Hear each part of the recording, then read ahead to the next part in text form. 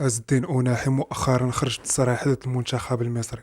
انتشر كالنار في الهشيم، وكل واحد اش كيقول. للأسف كان واحد الهجوم كبير من الإخوان المصريين وحتى الإخوان المسلمين اللي اعتبروا التصريح مستفز من عز الدين أناحي. واش أناحي قال شي حاجة جديدة لا شي حاجة خارقة للعادة خلات عباد الله كتلاغط؟ ولا حنا المغاربة الحمد ديالنا مات من الانتقادات وبحال هادشي ولا كيجينا عادي؟ هو مجرد تعليق فقط، وصفي المنتخب المصري انهم كيلعبوا بالخبط الكروي، وهذا اسلوب هو وارد في الكره المستديره، وهذا الشيء معروف وتعودنا عليه في الكره الافريقيه. المنتخب المغربي ما كيعرفش هذا الاسلوب هكا وصافي باش ما نعطوش الموضوع اهميه. عيش كيف ما كان الحال، المصريين خوتنا كنحتارموهم ولا بد ما يبقى الاحترام بيناتنا. العقول راقيه من طبيعه الحال، ما كاين لاش على قبل البالون ندخلوا في شي حوايج دون مستوى بحال ما كيديروا شي ناس الله يهديهم. في اطار الكره وكان الهدف ديالك المتعه، راه هادشي بحلاوته. عادي تشوف مثل هاد التصريحات بين المنتخبات كبارين في افريقيا، وعادي تشوف هاد الحماس بين اللاعبين والجماهير،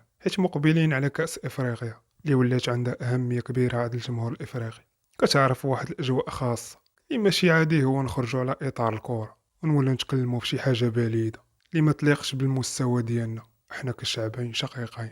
حيت اللي ما عارفين شي ناس هو هادشي اكيد ما غاديش يخدم المصالح ديالنا حنا كمنتخب اللي الهدف ديالو الوحيد في التظاهر هو الزحف نحو اللقب الغالي اللي غاب علينا سنوات.